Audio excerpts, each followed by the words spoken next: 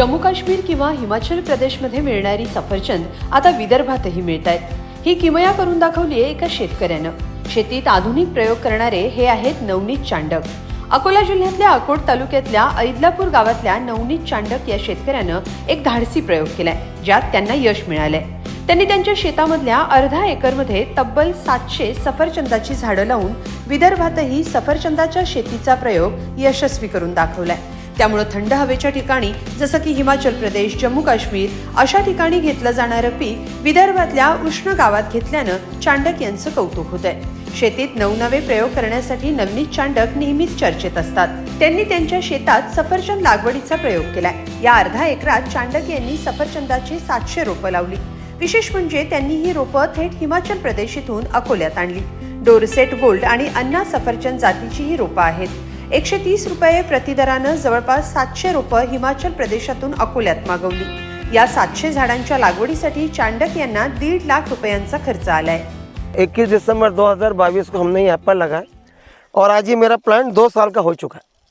तो 2 साल के अंदर में इस मेरे प्लांट को इन एवरेजली एक झाड़ के ऊपर में 40 से 50 फ्रूट आज के डेट में है। इसको मैंने आधे एकड़ में लगाया हुआ है एंड इज़राइल टेक्नोलॉजी पे 8x4 पे लगे हुआ है। इसके अंदर में अराउंड 700 झाड़ है और टोटली प्लांट एंड ट्रांसपोर्टेड और प्लांट का प्लांटेशन सब करके अराउंड मेरे को 1,40,000 50,000 के आसपास में पूरा खर्चा है आधे एकड़ के लिए। अगर आप देखिए तो कश्मीर से और हिमाचल से एप्पल अपने महाराष्ट्र में आके बिक सकता है, तो अपना यहाँ का माल यहाँ पे क्यों नहीं बिकेगा।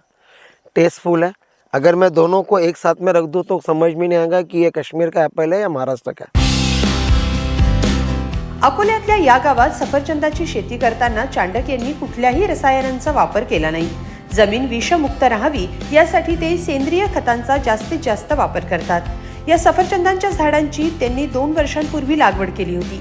आता या झाडांना सफरचंदाची फळं लागायला सुरुवात झाली आहे। या शेतीमधून त्यांना साधारणतः 25 ते 30 लाखांचा नफा होणार असल्याचं ते सांगतात। मैं ऑर्गेनिक बेस पे जाता हूँ बस, तो मेरा खाद का परसेंटेज बहुत कम है। मैं ट्राइकोडर्मा, NPK हो गया, हुमिक और हो गया, ये सब मैं खुद ही बनाता हूँ। तो ये खुद ही मैं सब इसको डालता रहता हूँ। खाद का यूज़ मैं बहुत कम किया है इसको।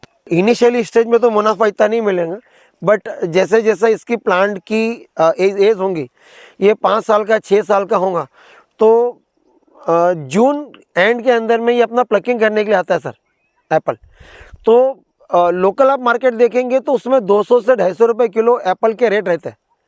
तो मैं मेरा इसको लोवेस्ट से लोवेस्ट 100 रुपये किलो भी पकड़ूँ तो एक अराउंड 30 से 35 किलो 35-40 किलो मेरा एक प्लांट से प्लकिंग होना चाहिए। और 30 किलो भी अपन पकड़े और 100 रुपये भी पकड़े तो 3,000 रुपया पर प्लांट हो गया।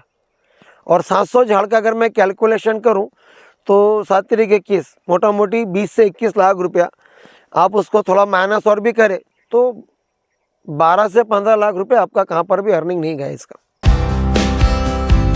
नवनीत चांडक यांनी शेतीमध्ये आधुनिक प्रयोग करून शेतकऱ्यांपुढे एक आदर्श निर्माण केलाय।